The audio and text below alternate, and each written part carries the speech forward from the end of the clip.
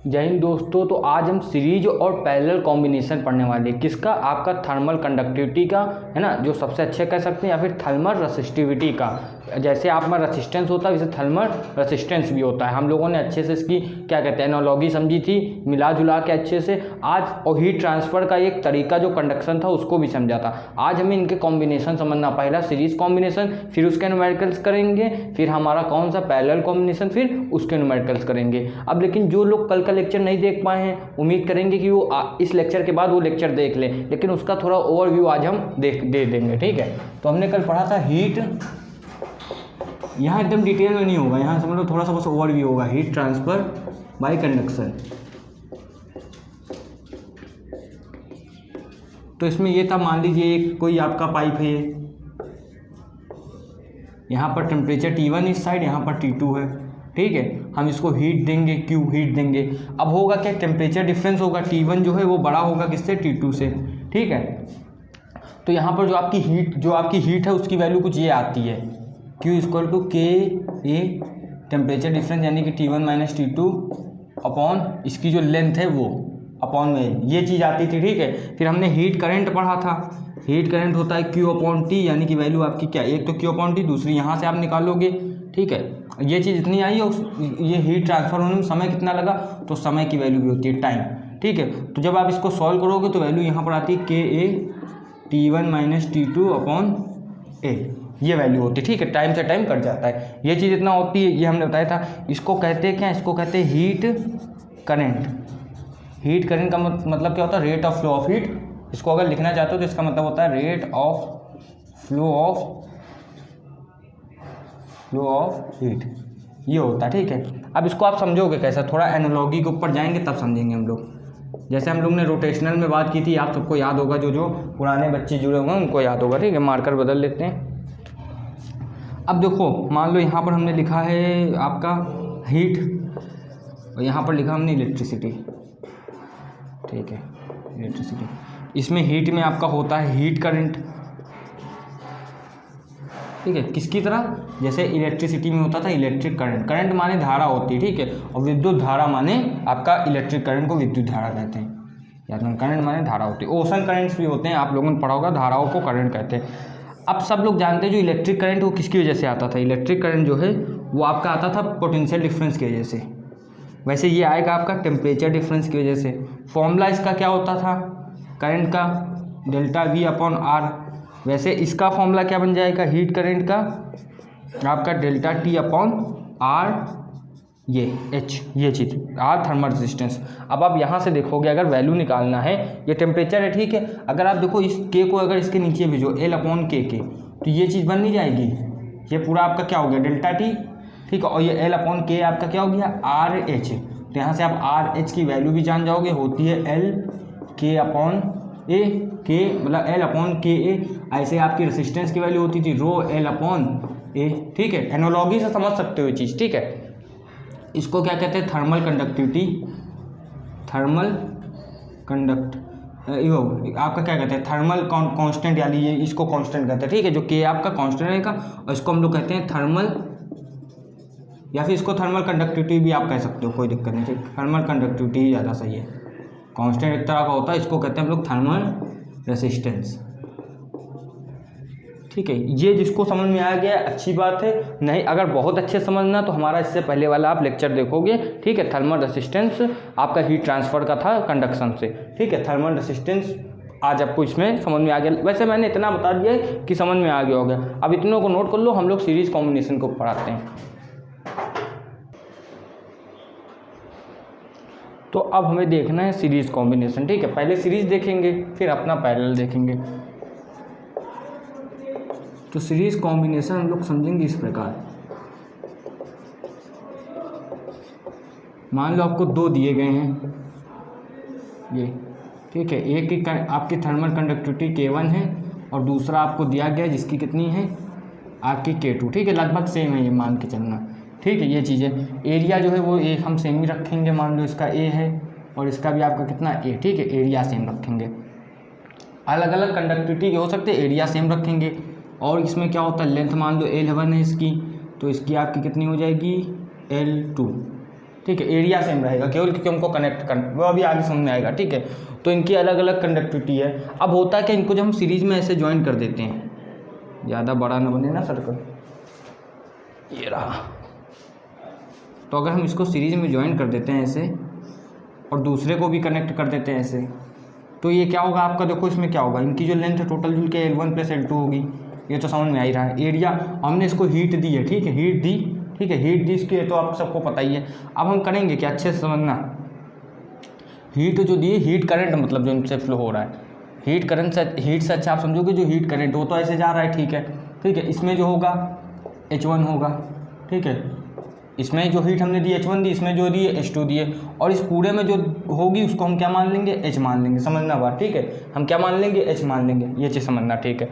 इसके बाद क्या है, इसका जो एरिया होगा वो तो यही रहेगा, यहाँ तक बात क्लियर है, ठीक है। टोटल ये चीज़ इतनी हो गई, यहाँ तक समझ में आए। अब इसका जो टोटल के इक्विवेलेंट हो तो ये हो गया, यहाँ तक किसी को कोई तकलीफ है बिल्कुल नहीं, ठीक है।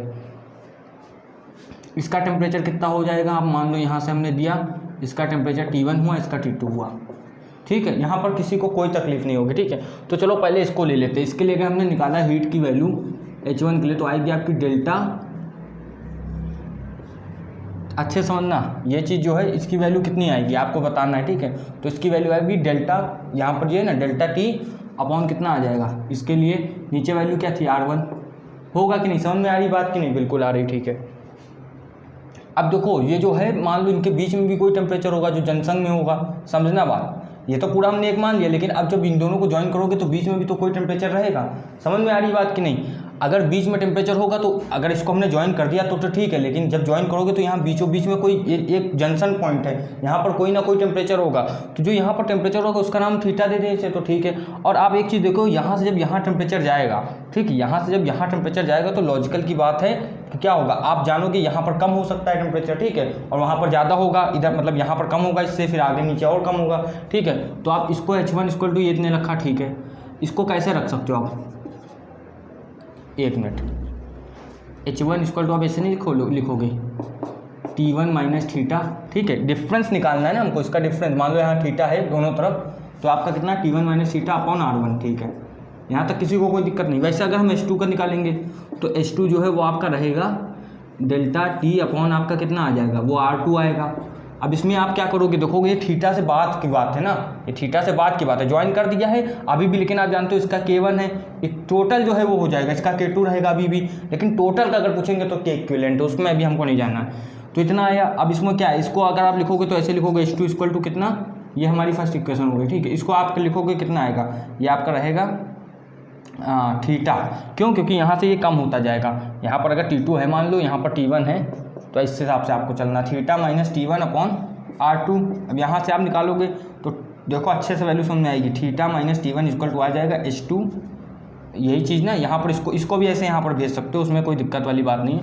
ये चीज़ जो है इसको यहाँ पर भेज दो, ऐसे ज़्यादा अच्छी इक्वेशन बनेगी, R1 उधर भेज दो, वैसा भी हमने इसको उधर भेज दिया, बात तो समझ में आ ही रही होगी, ठीक है।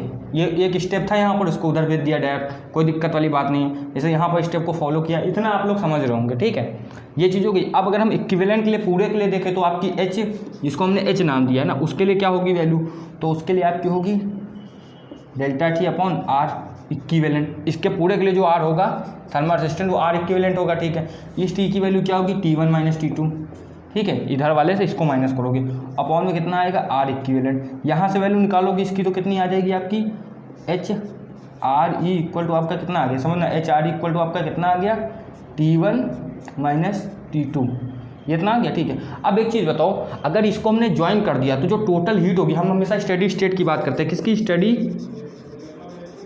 स्टेट की, तो समझो टेम्परेचर तो चेंज होगा, बिल्कुल टेम्परेचर चेंज होता है, लेकिन जो आपकी हीट हो तो सेम रहती है। तो एक चीज़ नहीं कर सकते, यहाँ की हीट को भी H माने, क्यों, क्योंकि आपका यहाँ पर एक चीज़ है H1, H = ये H2, H = H1 = H2 होगा। तो जहाँ जहाँ आपने ये लिखा है H2 सब हटा दोगे, ये आपको नोट करते चलना, ये थर्ड स्टेप होगा आपका, ठीक है। ये चीज़ नहीं आ जाएगी, समझ में आ रही इतनी बात की नहीं, ठीक है। और कहीं पर यहाँ पर है कुछ H, यहाँ पर भी आपका यही रहेगा, ये यहाँ पर भी आपका H बन जाएगा, क्यों, क्योंकि हमने बताया क्योंकि जो आपकी हीट है वो हमेशा सेम रहती है। और यहाँ पर कहीं तो कुछ नहीं बना दिया था, ठीक, ये चीज़ नहीं समझ में आई पूरी की नहीं समझ में आई होगी, इतनी चीज़ एकदम क्लियर है, ठीक है। अब एक काम करना है हमको, ये चीज़ आप तो पूरी नोट करोगे, ठीक है, हम इसी के आगे करेंगे, ठीक है। 1 2 3 नोट हो गया ना, ठीक है, मिटा देते हैं। अब देखो, अब हमने देखा है, अच्छे से लिखेंगे यहाँ पर, जो आपकी H1 की वैल्यू H1 R1 जो है वो किसके इक्वल आ गया आपके, ये तो हट गया ना, तो आपका कितना आ गया HR1 आपके जो है वो इक्वल आ गया आपके T1 माइनस थीटा के, कहो हाँ पहली इक्वेशन। अब जो HR2 है वो आपके इक्वल किसके आ गया, T2 थीटा माइनस T2 के, ये सेकंड। और जो आपका H है वो किसके इक्वल आ गया, HRE इक्वल जो किसके इक्वल आ गया, T1 माइनस T2 के। आपको क्या करना है, फर्स्ट को और सेकेंड को ऐड कर देना है, ठीक है। तो जब इनको ऐड करोगे तो क्या होगा, इन दोनों को ऐड करोगे, थीटा से थीटा हट जाएगा, इन दोनों को ऐड करो, थीटा से थीटा हट गया, T1 माइनस T2 आया, और इन दोनों को ऐड करोगे तो HR1 प्लस HR2 आया, यहाँ तक ठीक है। अब इसको H कॉमन लोगे, यहाँ पर HR1 प्लस R2 हुआ, ठीक। T1 माइनस T2 अगर आप देखोगे थर्ड इक्वेशन से, T1 माइनस T2 है, उसको आप क्या लिख सकते हो, HRE लिख सकते हो, तो लिख दो यहाँ पर HRE। यहाँ से क्या होगा, H से H कट जाएगा। ये किसी को कन्फ्यूजन है कि जो हीट है ये आपकी क्यों कांस्टेंट है, तो हमने पढ़ा था जब स्टडी स्टेट आ जाती है तो हीट हमारी निरंतर कांस्टेंट रहती है, टेम्परेचर का डिफरेंस लेकिन आता है, ये हम लोग पहले पढ़ चुके हैं। तो R की वैल्यू आपकी कितनी आ गई, R1 प्लस R2। तो जैसे आपके उसमें होता तो वैसे इसमें भी होता, सीरीज कॉम्बिनेशन में यही चीज़ रहती है। ये चीज़ बिल्कुल क्लियर हुई कि नहीं सबको, सब अपना बताएंगे भाई, जिसको जिसको ये चीज़ समझ में आई है बिल्कुल अच्छे से समझ में आई होगी, किसी को कोई तकलीफ नहीं है, ठीक है। अब अगर आपसे कह दिया जाए यहीं पर ये चीज़ पूरी नोट करनी है, ठीक है, ये चीज़ आप होप है नोट हो गई होगी, ठीक है, ये हम हट जाते हैं, ठीक है। इसके आगे एक चीज़ और बतानी है, के फॉर्म में, थर्मल कंडक्टिविटी के फॉर्म में कैसे क्या होगा। तो थर्मल कंडक्टिविटी के फॉर्म में कैसे क्या होगा ये आपको बताना है। तो आप सबको देखो वैल्यू तो पता ही है, R की वैल्यू क्या होती थी, रो L अपॉन के होती थी, ठीक है। ये R इक्विवेलेंट की हो जाएगी, ठीक है, इसमें के ई इक्विवेलेंट होगा। हाँ, वैसे अगर कोई R1 की पूछेगा तो होगा L1 के ई इक्विवेलेंट, समझ में आ रही कि नहीं बात, के ई नहीं होगा, यहाँ पर 1 होगा, K1 आपका एरिया सेम क्यों, क्योंकि हमको सीरीज में लेना था।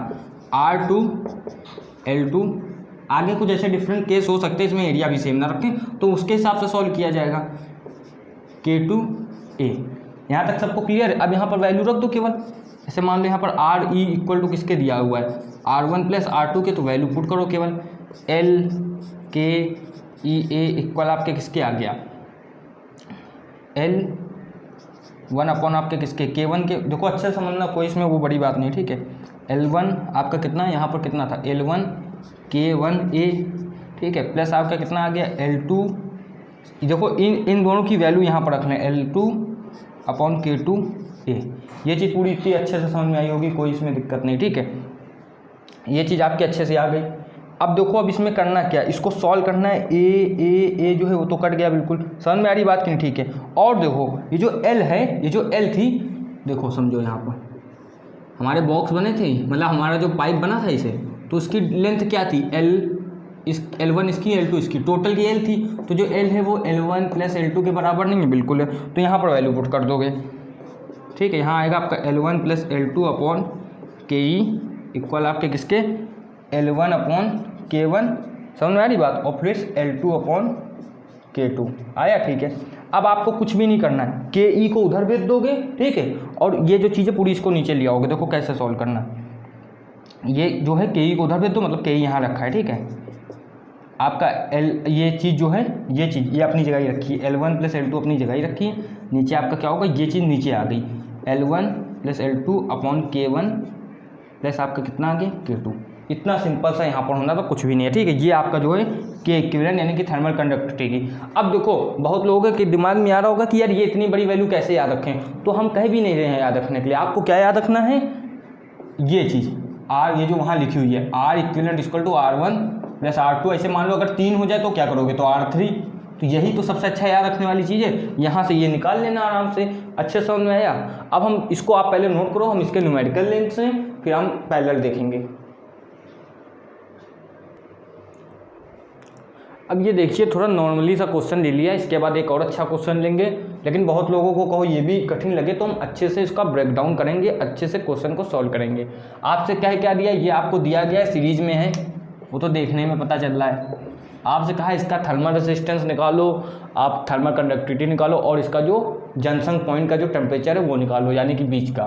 तो ठीक है, सबसे पहले हम क्या निकाल लेते हैं, के की वैल्यू निकाल लेते हैं। अब इसको कैसे आप रखोगे, सब लोग को पता है आर ई इक्वल टू भी पढ़ा R1 + R2 है, ठीक है। आर ई की वैल्यू रखोगे, टोटल को ऐड करना है यानी कि 4L, L + 3L यानी कि 4L, अपॉन में आपका कितना आएगा के ई इक्विवेलेंट, ठीक है, के ई इक्विवेलेंट। और फिर आपका कितना आ जाएगा, के ई इक्विवेलेंट, फिर आपका कितना आ जाएगा, ये इसका जो एरिया है वो तो यही है, एरिया तो यही होगा, तो ए, ठीक है। और आपका L अपॉन कितना आ गया, ये कितना के, इसके लिए क्या होगा, दी गई है वैल्यू के और आपकी कितनी एरिया, फिर से ये हो गया। यहाँ पर किया हमने L 3L दिया गया है R2 वैल्यू और 2K यानी कि 2K एरिया से ये तो कट गया पूरा, ठीक है। L से L कट गया। अब इसको कॉमन लेके काटते हैं, इतना तो कर सकते हो, या फिर समझ लो सिंपल से L को कॉमन लेके इससे हटा दिया, ठीक है। अब इसके बाद क्या, इसको सॉल्व करना है, केवल के ई की वैल्यू सॉल्व करना है, नॉर्मली सा सॉल्व कर देना, कुछ भी नहीं है। 4 अपॉन बचा के ई, यहाँ बचा हमारा 1 अपॉन के और यहाँ आपका बचा 3 अपॉन 2K, ठीक है। इसको सॉल्व करना है सिंपल सा, कोई भी आराम से सॉल्व कर सकता है, इसमें कुछ भी नहीं है। एलसीएम लेके सॉल्व कर दिया किसी भी तरीके से। 4 अपॉन आपका आया के ई, ठीक है। इसको एलसीएम लिया, यहाँ कितना आएगा आपका 2K, यहाँ आपका कितना आ गया, यहाँ 2K आया, यहाँ पर मल्टीप्लाई किया, यहाँ पर आपका कितना आ गया 3K, यहाँ पर ये स्क्वायर में आएगा। चलो कर लेते हैं इसको, ठीक है। यहाँ कितना आ जाएगा आपका 3K अपॉन में 2K का स्क्वायर, ठीक है, इतना आया। ऊपर कितना आ जाएगा आपका, ये सॉल्व करोगे 5K अपॉन में कितना आ गया आपका 2K का स्क्वायर, 2K का स्क्वायर इक्वल में किसके 4 अपॉन ये K से ये कट जाएगा, ठीक है। आपका आ जाएगा KE का स्क्वायर, यहाँ नीचे KE बता रहे, KE, ठीक है, इतना आ गया। आपका कितना आ जाएगा, इसको ऊपर भेजा हमने, ठीक है, इसको उधर, ये चीज़ क्या कहते हैं, इसको नीचे भेज दिया, आपका कितना आ गया, ये चीज़ उधर गई, ठीक है। इसको उधर भेजा, आया आपका 8 और नीचे भेजा 5 और जो एक K था ये भी इसके साथ आया, तो KE की वैल्यू कितनी आ गई 8.5, 8 अपॉन 5K, ये आ गई इतनी, ठीक है। अब R की वैल्यू कहिए, R की वैल्यू में KE की वैल्यू डाल दो, R की वैल्यू आ जाएगी। तो RE की वैल्यू है 4L और नीचे कितने KE की वैल्यू कितनी है 8 अपॉन 5K। इसमें क्या होगा, ये जो 5 है ऊपर चला जाएगा आपका, या फिर इसको ऐसे काट लो सीधा, कितना ये कितना आ जाएगा 2, ये आपका आ जाएगा 4, ठीक है। नॉर्मल सी बात है कि नहीं, ये आपका 2 आ जाएगा, 4 आ जाएगा।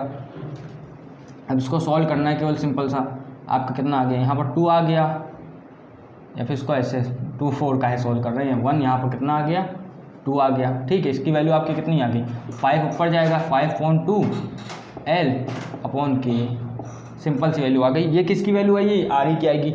अब थीटा जो है, जो जंक्शन पॉइंट, वो कैसे निकलेगा, तो जो थीटा है उसको निकालने का सिंपल सा तरीका है, हमने फॉर्मूला पढ़ा है हीट करेंट का ना, वही लगा देना है केवल यहाँ पर।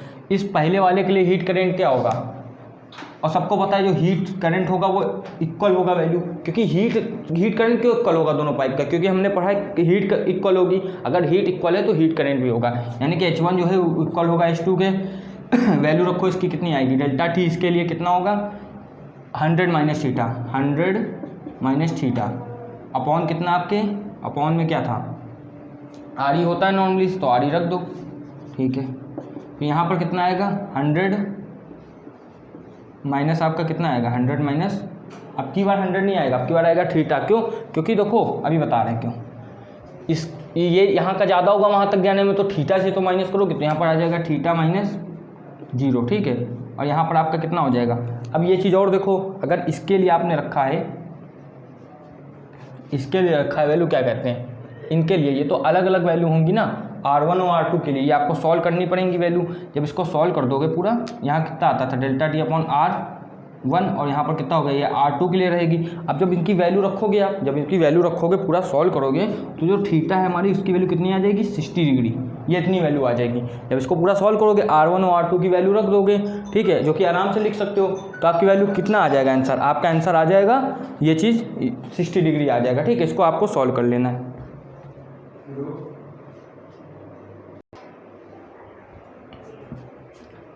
अब देखो ये सवाल जो है थोड़ा आपका SC वर्मा सर का है।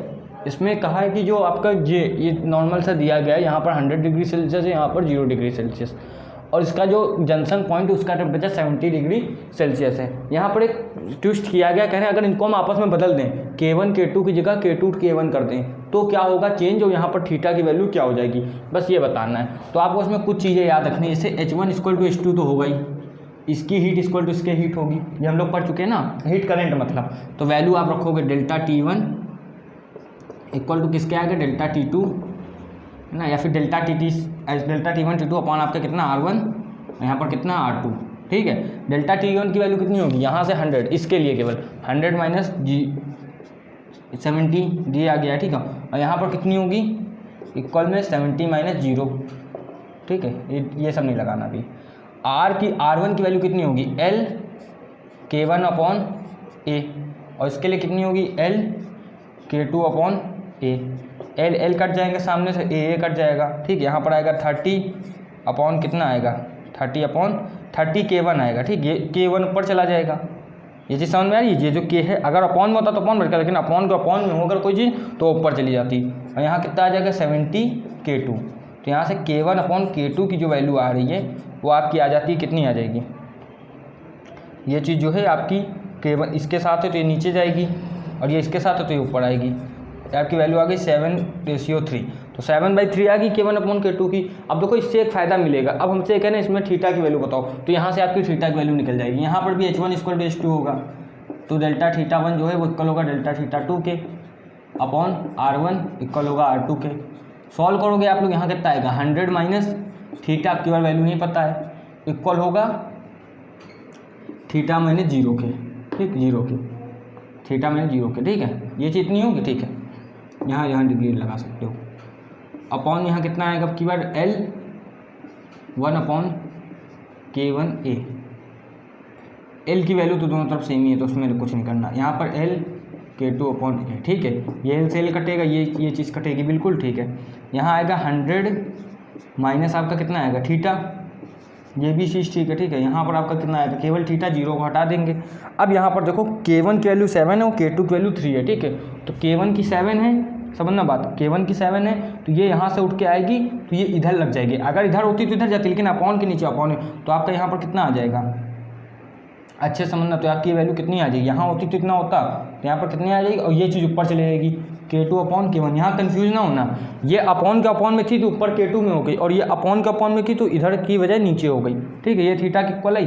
अब इनकी वैल्यू जो थी वो पुट कर देना, केवल 100 माइनस थीटा, यहाँ पर थीटा K2 की वैल्यू कितनी है 3 और आपकी 7, यहाँ पर आपने भेजा। ये चीज़ समझ में आई है कि नहीं, K1 की वैल्यू कितनी है, K1 की वैल्यू, हाँ ठीक, ये चीज़ नहीं है। अब इसको जब सॉल्व कर लोगे सिंपल सा, देखो ये K1 थी, K1 आपकी सीधा उठ के इसको उधर जाना चाहिए था, लेकिन ये यहाँ पर आएगी, तो यहाँ पर कितना होगा, ये चीज़ होगी आपकी। अब ये चीज़ यहाँ पर होगी ना, यहाँ पर K1 आएगी और इसके नीचे क्या है, यहाँ पर K1 आई और इसके नीचे आपकी क्या आ जाएगी वैल्यू K2, तो K1 अपॉन K2 होगा, ठीक है। तो यहाँ पर आपका कितना आ गया, ये हो जाएगा 7/3, और इसको सॉल्व करोगे आएगा 300 minus 3 theta equal to 7 theta होगा। अब इसको उधर भेज दोगे तो 300 इक्वल आपके आ जाएगा 10 थीटा के, और थीटा की वैल्यू जो है यहाँ से आ गई 30 डिग्री, बस यही आंसर है। पहले 70 था, अब की बार 30 है, इसे तुरंत नोट कर लो। हम लोग देखने वाले हैं पैरेलल कॉम्बिनेशन। अब देखना हमें पैरेलल कॉम्बिनेशन। जो लोग क्लास 10th में पढ़ के आए उनको पता होगा रेसिस्टेंस में पैरेलल कॉम्बिनेशन क्या होता था, ठीक है, वही हम उसमें देखेंगे थर्मल रेसिस्टेंस में।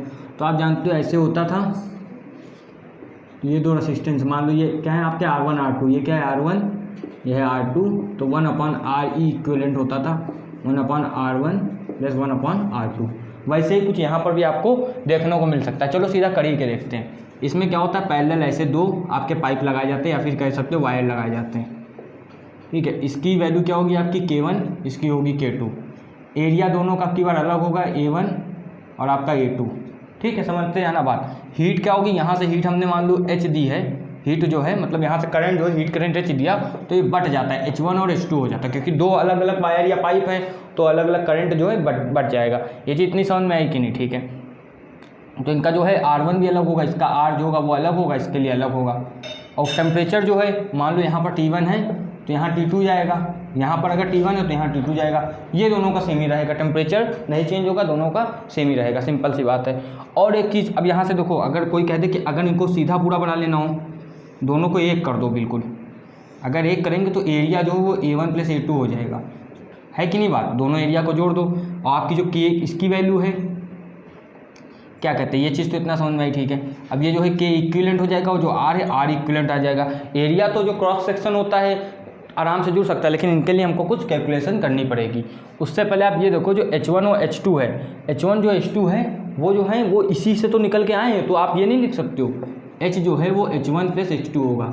तो हाँ, ये चीज़ अभी याद रखना, आगे काम आएगी।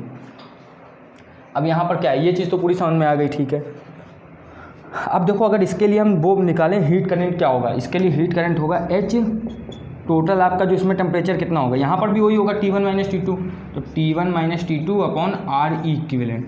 ये तो टोटल के लिए जो R इक्विवेलेंट है। इसके लिए अगर पूछें ऊपर वाले के लिए तो H1 की value T1 - T2 upon R1, और H2 ले पूछेंगे तो वहाँ पर T1 चेंज इन टेम्परेचर है अपॉन R2, ठीक है।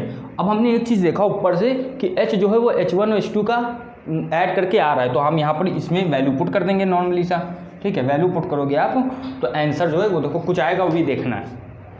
तो यहाँ पर हमने पुट किया H T1 - T2 upon R equal to T1 - T2 upon R1 equal, plus में लगाओगे T1 - T2 अपॉन R2। यहाँ से T1 - T2 ये सब कट गया, आया 1 upon RE equal to 1 upon R1 plus 1 upon R2। देखो उसी की तरह आ गया कि नहीं आ गया, ठीक है। अब यहाँ पर बात आती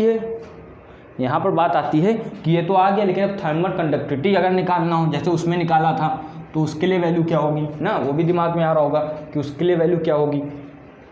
तो देखो सिंपल सी, उसके लिए वैल्यू है आपकी, इसे इनपुट कर दो, R की जगह L K अपॉन ये रखो, तो यहाँ पर कितना आ जाएगा 1 अपॉन L। देखो यहाँ पर L होगा, ठीक है, बिल्कुल, क्योंकि लेंथ तो L ही है, इसकी लेंथ नहीं लिखी थी क्या, लेंथ L है, ठीक है।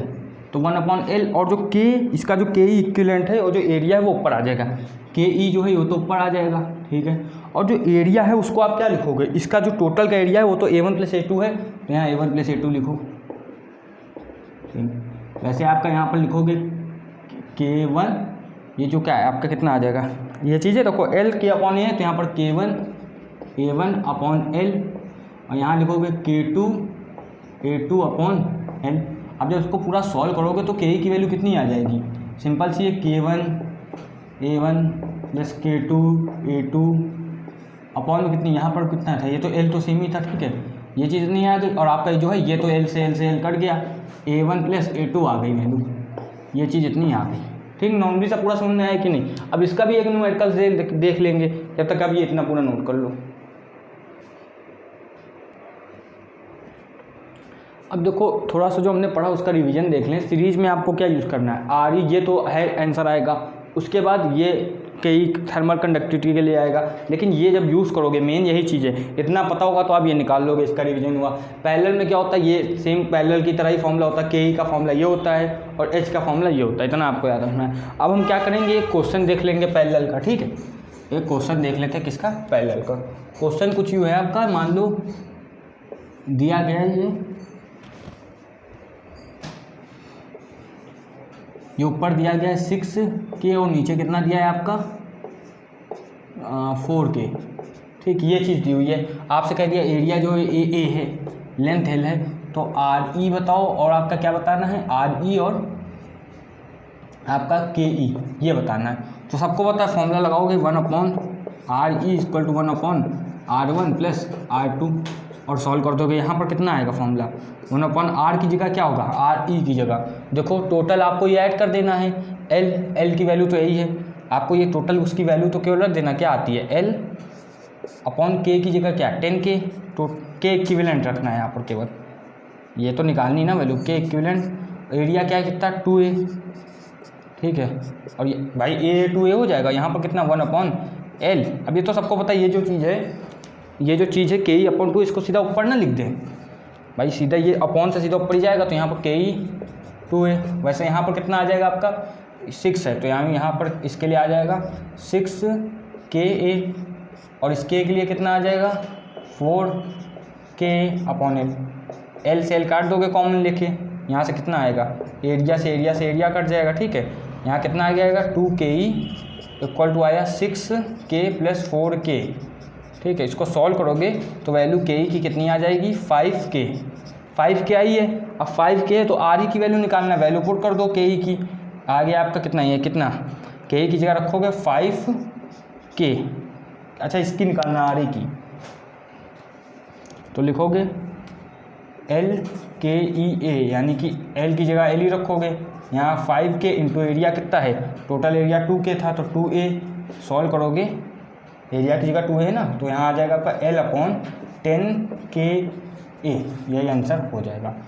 तो आज का लेक्चर जो है हमारा इसी के साथ समाप्त होता है, ठीक है। इसमें हमने क्या कर दिया, आपका पैरेलल और सीरीज कॉम्बिनेशन पूरा अच्छे से कर लिया, ठीक है। अभी कुछ चीज़ें जो हमारा रेडिएशन वगैरह, बाकी जो बहुत अच्छा टॉपिक है और आपको मज़ा भी आएगा, रेडिएशन कैसे वर्क करती है, क्या होता है, क्या इसके फॉर्म्स हैं, क्या कौन से हैं, सब कुछ हम लोग देखेंगे अच्छे से। तो आपको बस क्या करना है, ये लेक्चर को आपको पूरा इतना तो पहले नोट कर लेना है, ठीक है। इसके आगे जो है और भी लेक्चर्स आते रहेंगे, तो आपको करना है अपने दोस्तों से शेयर करना है लेक्चर्स को। और कोई भी बच्चा अगर आपसे मतलब जो इस चैनल से जुड़ना चाहता है तो आप मतलब बताओ कि फ्री एजुकेशन है बिल्कुल, और किसके साथ, पूरा क्वालिटी के साथ। तो आपको बस इसको सब्सक्राइब करना है और जितना हो सके शेयर करना है, हमारी रीच जितनी हो सके उतनी पहुँचानी है, जितने बच्चे तक पहुँचेंगे उतना अच्छा ही कंटेंट वो पा पाएंगे। और कोई कॉम्पिटिशन वाला है तो वो एग्जाम लेजेंड्स में भी आ सकता है, वहाँ पर हम लोग कॉम्पिटिशन का पढ़ाते हैं, और इसमें भी हम लोगों ने NCERT की ज्योग्राफी वगैरह चालू कर दी है, तो जो चाहे वो पढ़ सकता है 9th क्लास से, ठीक है। 6 वाली भी आगे चालू होगी। इसी तरह पढ़ाई करते रहिए। जय हिंद।